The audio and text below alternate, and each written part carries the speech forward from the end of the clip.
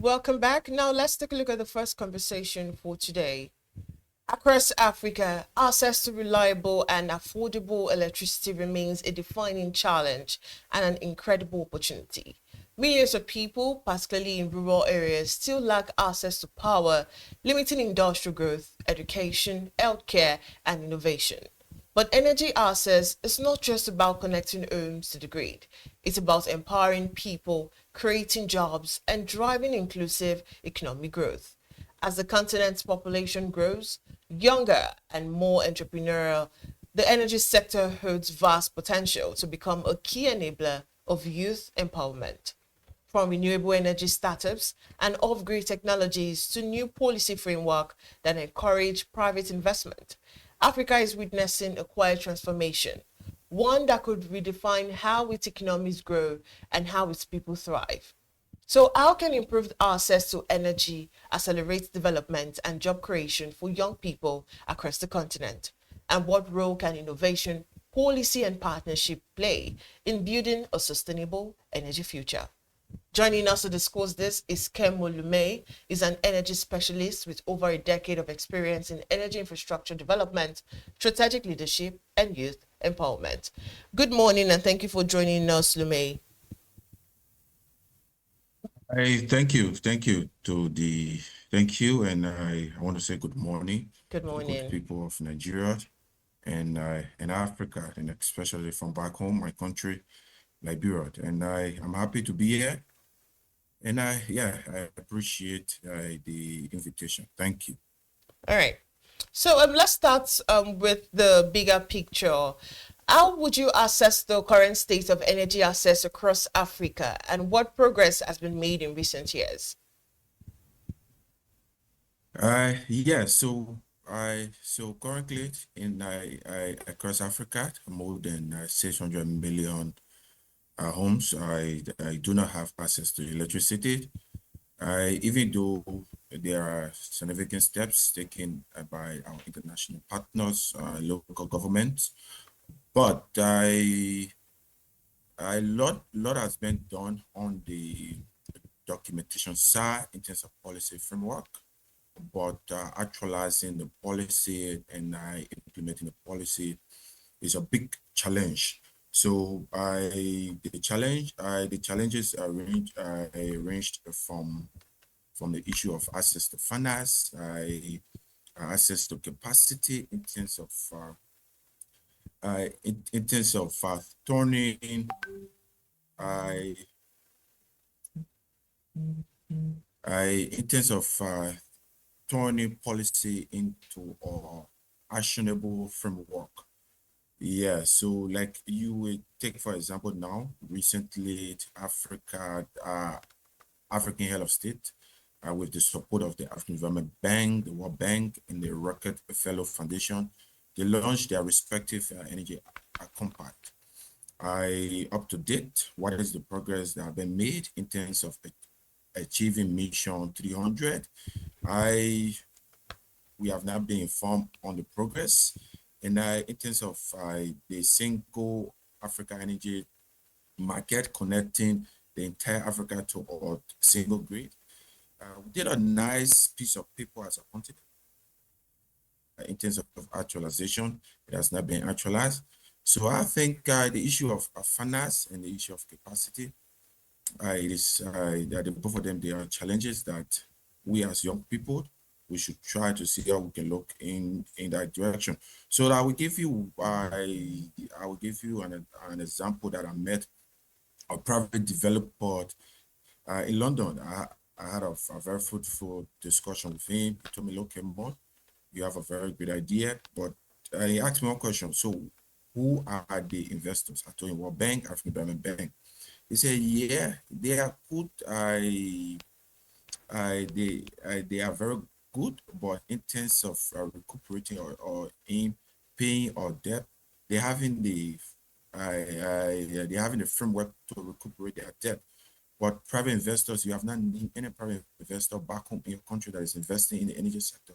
So that is a that is a key risk that I cannot take because I'm just 60 going to my 65. I only have 5 more years to work for, so I cannot take that risk. So encouraging private investors is something that is key, and capacity wherein we will not be inputting labor or specialized skills. Right, Luméi, I hear you, but what do you think, why why is reliable power supply so critical for economic transformation and also for job creation? Yeah, so across the globe, every business in terms of their financial modeling, energy is a key component. Energy is a key factor or key variable in terms of determining prices, determining profit margin. So once you cannot have what they call access to cheap and reliable electricity, definitely in terms of job creation, there's going to be a huge scarcity. In terms of affordability of uh, goods and services ranging from the hospitality industry, the tourism, hotel prices, rooms are going to increase. I Africa definitely will not be an attractive area for industrialization because the manufacturing now we are pushing for manufacturing plants to be established in Africa. Once we do not have access to affordable and cheap, once we do not have access to affordable and reliable power, definitely big factories will not set up in Africa, and that will temper and that will hamper our economic growth. And it is not a rocket science that we are seeing that many young Africans are trooping or are trooping across the Atlantic Ocean or are trooping across the world going to find greener pasture. We are looking for jobs. And one of the key barriers is access to reliable and affordable electricity. So job creations are key. Energy is a key driver for the establishment of factories across across the world. Asia now is dominating in terms of labor. Their key secret is energy. They have a very cheap and a reliable energy.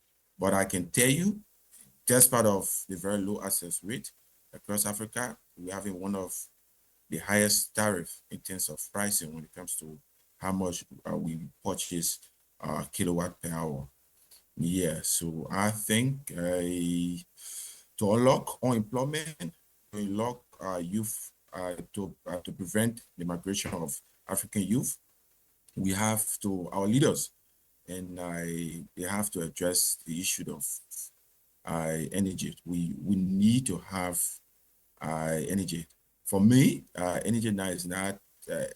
I have elevated energy to to a right. We have a right to energy. Yeah.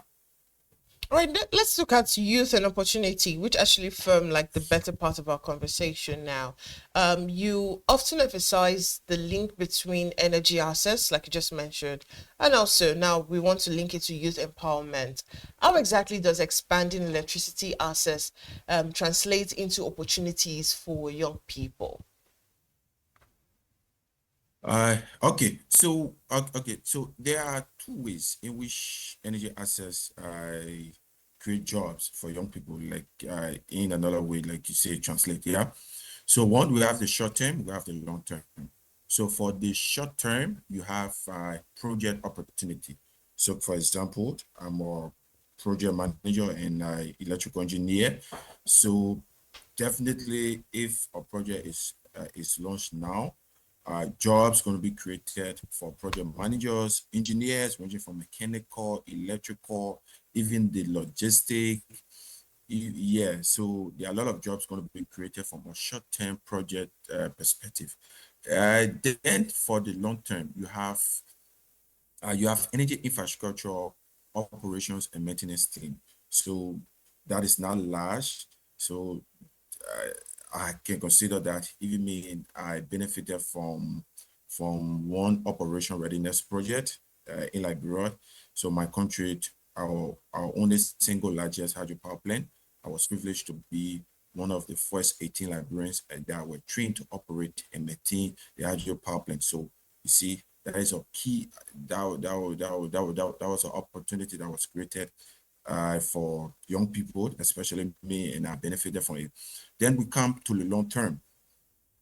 So the long term is wherein, like I mentioned, you have factories will definitely come out. We have cold storage in terms of agriculture. You have in terms of powering irrigation system, power. In terms of producing finished goods, in terms of even mining. Yeah, so mine across Africa, their energy demands are very, very high.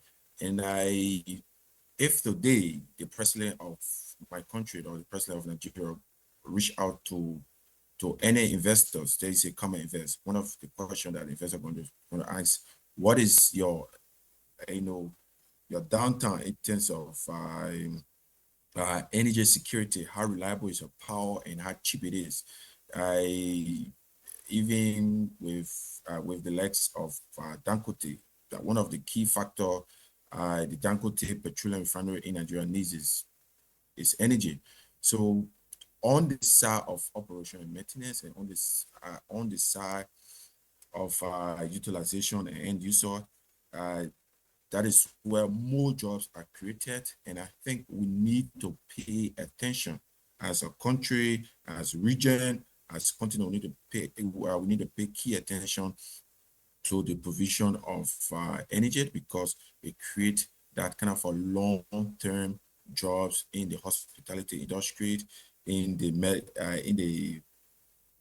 in the manufacturing industry, like manufacture of plastic, manufacture of cement, the other thing, at our medical facilities, our modern equipments now, they need power. Yeah. So for my country, many hospitals across rural communities, they complain about diesel, diesel for operation in terms of the cost. So, yeah, so I think energy is a key factor.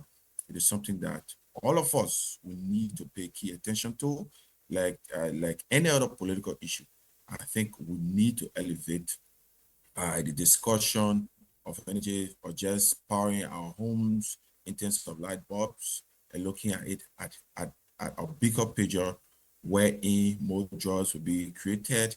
It will prevent youth migration, and actually will empower us. And I can tell you, if we have access to energy, more youth is going to be self-employed, because at the end of the day, we will be looking at turning the energy into opportunity.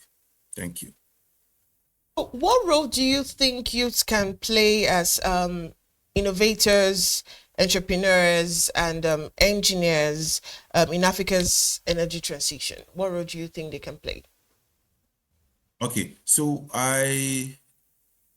there are two roles, right? So one is being very resilient and determined, and taking us self initiative. So I'll give you an example. So from a personal standpoint, I've attended several other international conferences. I have written several technical paper, not sponsored by anyone. That is another means that we can get involved. But on a very large scale, we need uh, government support, we need utility support, and we need international community support. So what sort of support? So at our various universities, our universities need to get involved into research and development. And who are in those universities? They are young people. So 2020, I participated in the Marine Energy Colleges competition. So the Marine Energy Colleges competitions, I it has been organized by the U.S. State Department of Energy. Why do they organize that particular competition? That particular competition is organized to to give rise to new innovation and to breed workforce, and to model the workforce development for marine energy, because marine energy in terms of the field, they are very new. So they are encouraging students, young graduates, to enroll in this profession. So similarly, that model is very easy. So at our respective universities, we need to sponsor research. We need to organize competitions, smart competition. So if you just go online now and write Delhi Technological University Smart Island, you would see a project that we did as students. So that actually uh, grant us, give us the exposure in terms of modeling or designing or smart island. So back home in Africa, we need to organize competitions for high school students, for university students, with reference to the STEM era in terms of designing energy system, or current utility, what are their challenges? They should take it to the university to be able to support them. And they should also have that kind of for university and industrial partnership, like curriculum review. What do we need now? Do we need more power engineers? Do we need more control system engineers? Do we need more production engineers? So there should be that kind of the industry should have a say in the curriculum revision or curriculum development. So with that, I think we can be able to bridge the gap between what is needed to support Africa energy transition process, and what are those things, or what are those things we need to do from a capacity standpoint. Let's now move to the policy and private sector involvement. What kind of policies or incentives are needed to attract more private investment into clean and renewable energy projects? Okay, so in terms of policy, like I stated earlier, say Africa, we have all of the nice documents, but in terms of implementation, that is our challenge.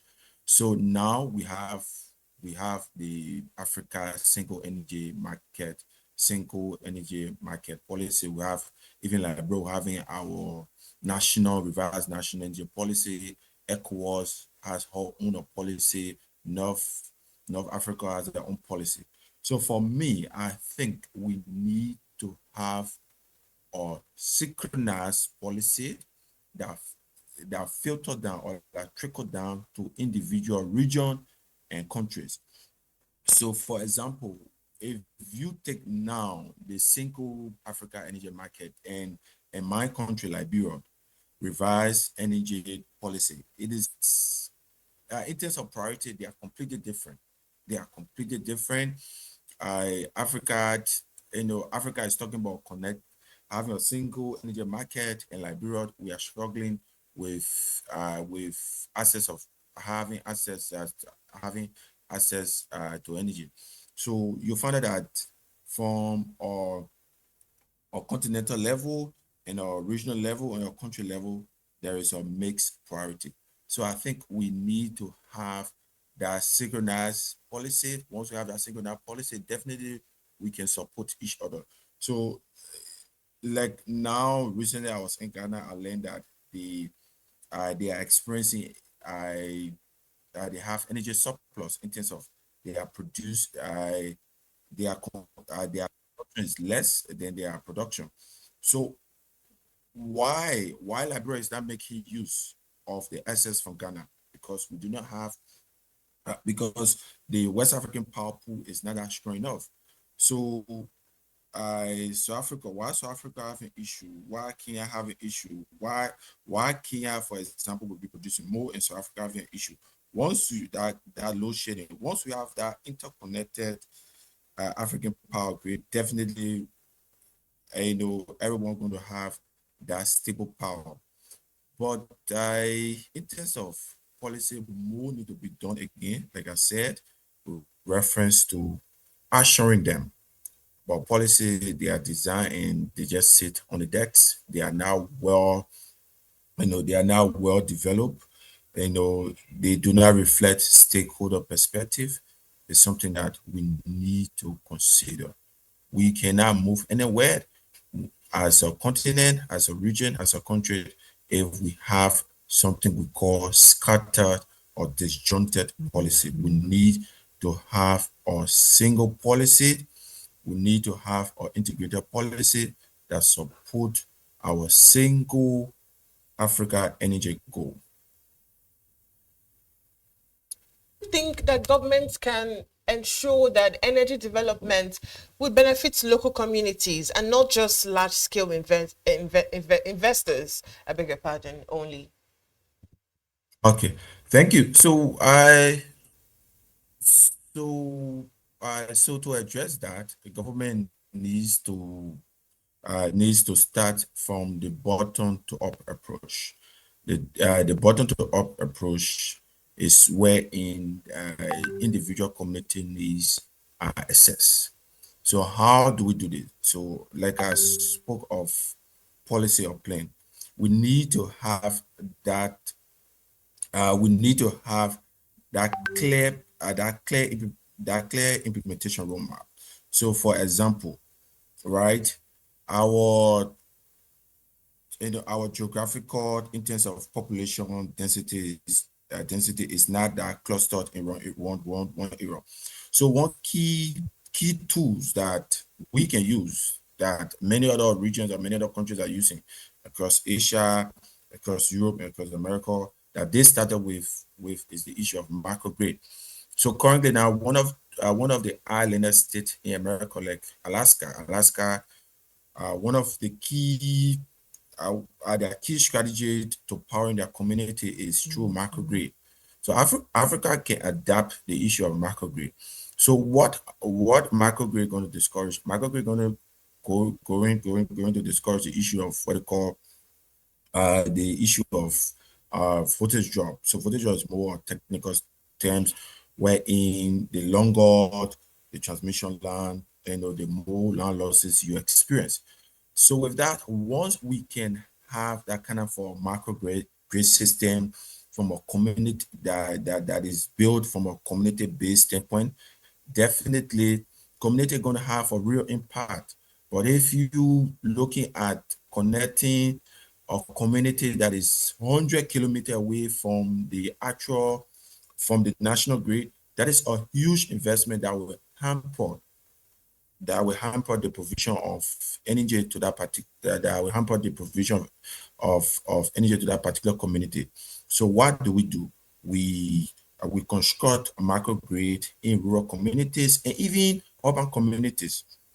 So we construct microgrids to be able to properly manage it, to be able to properly collect revenues, to be able to ensure that every household benefit from it. So one of the key tools that we can use to address the issue of energy access, where the locals will benefit, is the deployment of microgrid across the continent.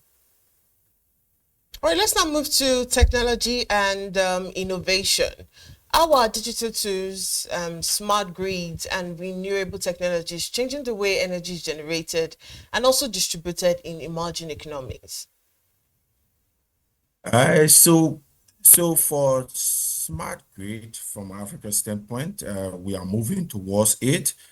In terms of of of automated substation, I do not think we have a substation that is not operated by an operator in Africa, but in Europe, in America, and some part of Asia, especially China, they are achieving that.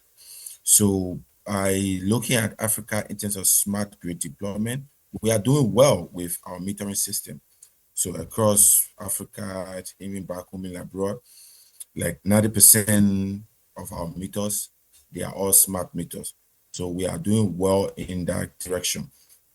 But in terms of smart grid, smart innovation is something that we should look at because back then, I power synchronization was done manually, but now globally, power synchronization they are done automatically.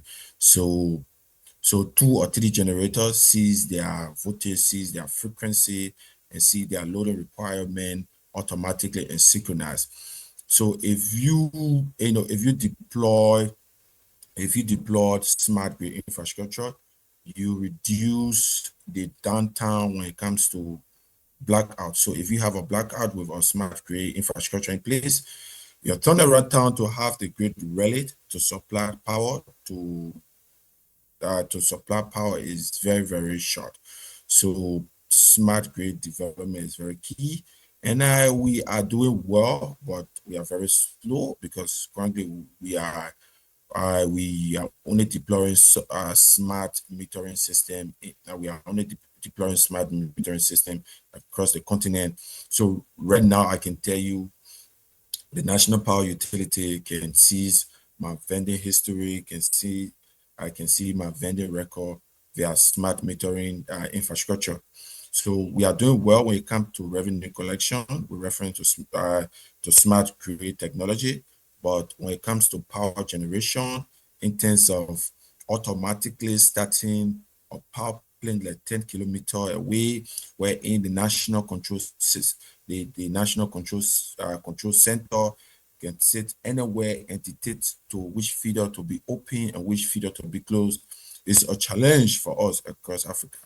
So I think more needs to be done, but now we emphasize that we need to address the issue of energy access, energy efficiency, and how affordable energy is before moving to smart grid.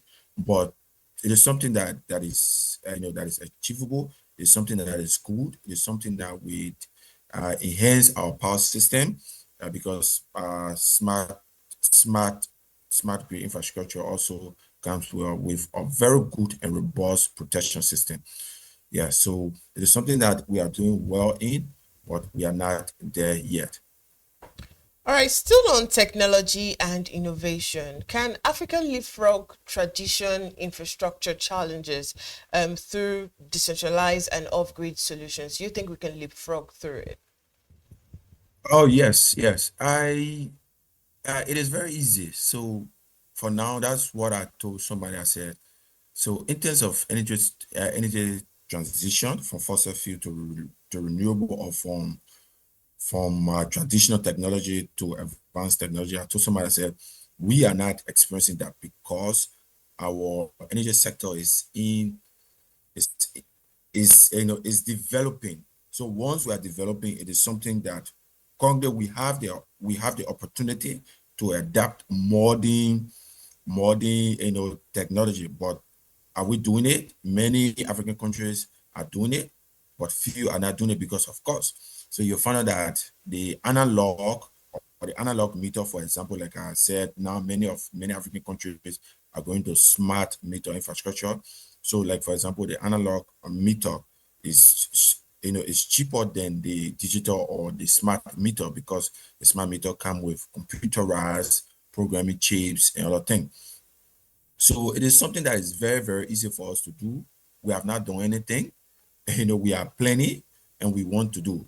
So, like for example, I say to myself, I say, if if I were to be on the table wherein we are planning a single energy market for Africa in terms of interconnection, I'm going to prioritize the HVDC, which is the high voltage DC direct current transmission infrastructure. So across Africa, there are just very few. But why are we not taking advantage of that particular technology? It can cost. So cost, the cost of everything sometimes bring in some compromise in terms of going for efficient equipment. So there is no way the West African Power Pool, the the Mano River, the CSG in terms of West Africa, in terms of the Mano River country should go for HVAC system, or rather they should go for HVDC system, which is because that gave you room to transmit power over a very long distance with minimal losses. So, HVDC system naturally have some reactive power components that inject reactive power into the transmission system. So we should go for the HVDC system over the HVAC system. So this is the time for us to take advantage of it. There is no way we should be going for tradition. We're constructing new power plants. We're constructing new infrastructure system. We are erecting new distribution poles. There is no way we should be going for traditional equipment and leaving modern equipment. So I think the time is right. This platform is right. I hope someone at the Africa Angel Congress is listening to me. I hope someone from the African Development Bank, the World Bank, they are listening to see the need to adapt modern technology. I, instead of going for old technology. Yeah. Let's now look ahead. What key partnerships or reforms are most urgent to power Africa's next decade of growth? So Africa needs, like you say, the private or the public-private partnership. So now we have done well with the international banks, like the World Bank, the African Development Bank, the donor community, EU, you know, China, and what have you. We have done very well with them. I think we need to go. We need to move to private commercial banks. We need to encourage them. We need to prioritize our energy sector. We need to unbundle it, especially countries that still have transmission, distribution, and generation still embedded in a single utility. No, we need to unbundle it. We need to encourage private banks. They need to give out loan. They need to finance project development. They need to finance projects. So, like I said, in the initial stage of my discussion, I told the private developer from London, I told him that we have the African Development Bank, we have the World Bank. He told me, no, Kemoh, that is not enough. The risk is too high. He asked me, why you do not have private players in your country?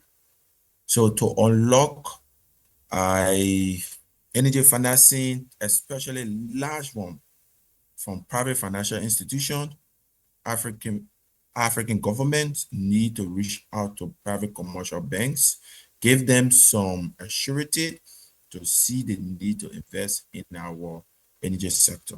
Once we have energy, business is going to boom, jobs going to be created, the economic there will be massive economic growth. So we need to encourage private commercial banks to invest in the energy sector other than our regular development partners. Our development partners, they are doing well, but they do not, give that kind of for a surety. They do not boost private investor confidence in the energy sector because they got to take the risk is high. The World Bank, they have the mechanism to recuperate or collect their revenue or their debt from the government.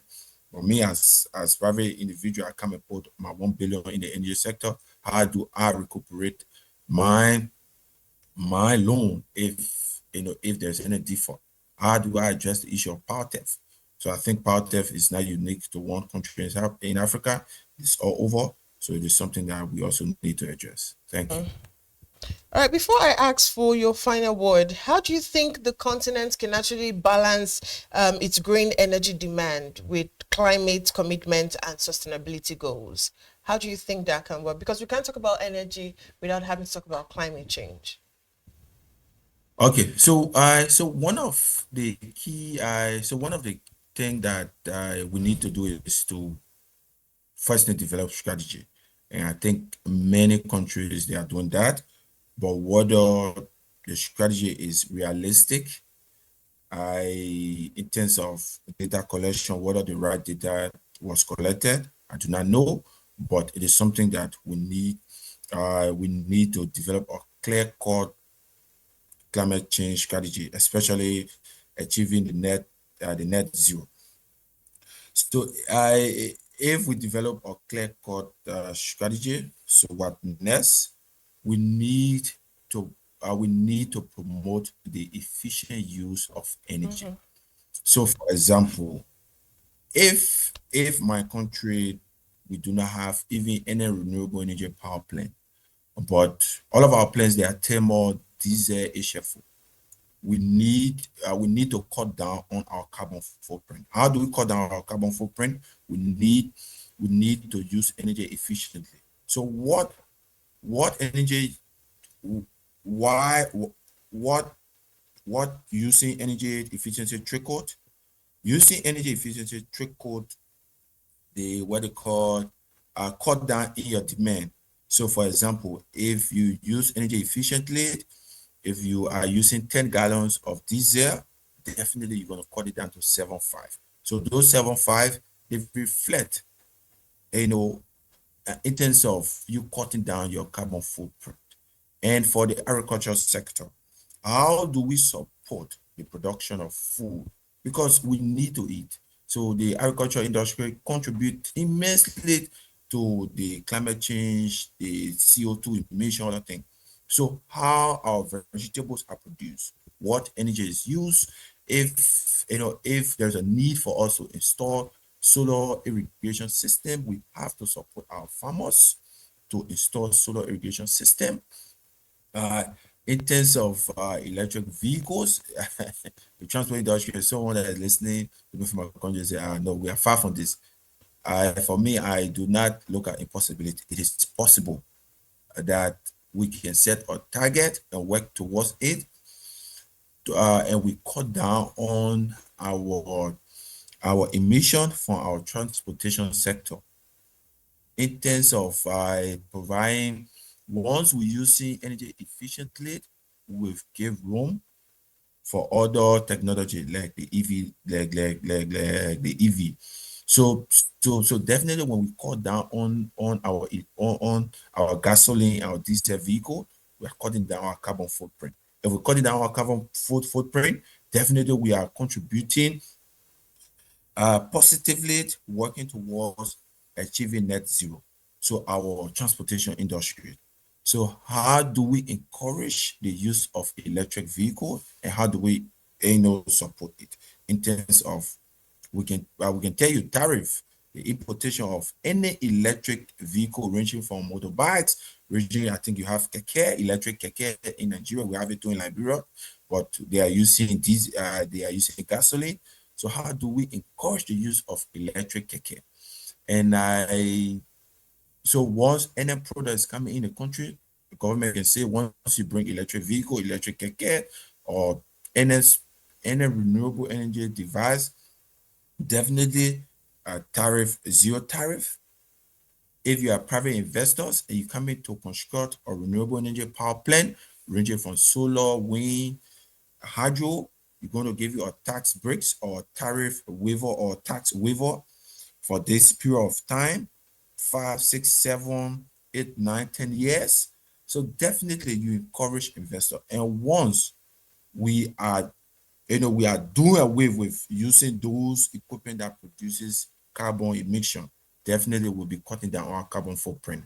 Once we cut down on our carbon footprint, we are going to contribute to the global target of achieving net zero carbon emission. So in terms of structural tax waiver and tax breaks should be implemented by government to encourage electric vehicles or electric mobile equipment. Then in terms of using energy efficiently, it is high time that every institution should set that standard for the importation of energy efficient equipment. And also as citizens or as common people, we should also encourage ourselves to use energy efficiently. Why should we use AC or fan where we're having that kind of cool air while we cannot open a window, right? So once we are not using the aircon and we are reverting to using the natural air, definitely we are cutting down on our energy demand. Once we cut down our energy demand, we reduce the demand from the national grid. And once the demand is reduced from the national grid, definitely the national power utility going to procure less fuel oil or HFO or diesel to run their power plant. And that can trickle to the contribution of our country to achieving the net zero or having a safe climate from our climate change standpoint. All right, Luméi, finally, what's your message to young Africans looking to build careers or businesses in the energy sector in just 1 minute? Okay, so I will tell you that it is not something that is easy. Structurally, we do not have that real-time support, but it is something like I tell most of my friends. I can tell them as I say by divine anyway I'm a Christian. I said I can tell them that by divine feeling I just believe that Africa and my country Liberia will succeed one day. So the only thing we got to do is to prepare ourselves. So we just got to take up we got to take up self-initiative. We got to network across our comfort zone. We have to travel. We have to attend conferences, seminars. We have to learn from another country lesson. So recently, I was in Ghana. From Ghana, I learned that in terms of their energy scenario, their energy sector is very stable. They are moving towards achieving energy access 100% within 5 years. Their energy access program is far ahead. So I only get to know it when I went there and I interacted with them. So I think we have to build up the courage. We have to sponsor ourselves. We have to we have to seek for knowledge. We have to create. Yeah, we have. It is painful, but we have to create the future that we want for ourselves and for our children. So it is something. It is no way that we can. Yeah, there's no way we can see it, but it's just self motivation, self determination. We have to make use of of the resources that we have around us, and just have that positive mind that one day energy access going to get better in Liberia, in Africa, and in Nigeria too. So it's something that it's just self-motivation. But in terms of say rely on I don't want to mention government support, but if you talk about government support in Africa, it is something that is very, very scarce. So I don't want to mention it as one of the key something one of the key factors that we should look out for. But rather we should look within ourselves, all of those required resources that we have. Let's do it for ourselves, let's do it for our community, and let's do it for our country. Our country needs us and Africa needs us. There's no one can do it better than us. Thank you. Thank you so much for your insights this morning, Kemoh Luméi, joining us all the way from Liberia and also an energy specialist. Thank you so much for your time on Business Morning.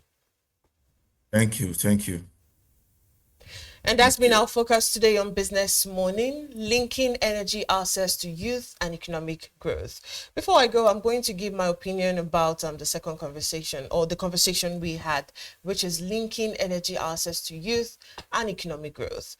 Access to reliable energy isn't just about powering homes, it's about powering opportunities. For millions of young Nigerians, electricity can mean the difference between idleness and innovation. When small businesses can operate efficiently, when tech hubs and creative studios can run without generators, youth productivity will soar. Energy access directly fuels economic growth. It drives entrepreneurship, expands industrial output, and attracts investment. But beyond economics, it gives young people a sense of dignity and purpose. Every time the light stays on, ideas are born, businesses thrive, and jobs are created. So, as Nigeria pursues economic transformation, bridging the energy gap must remain at the heart of the agenda.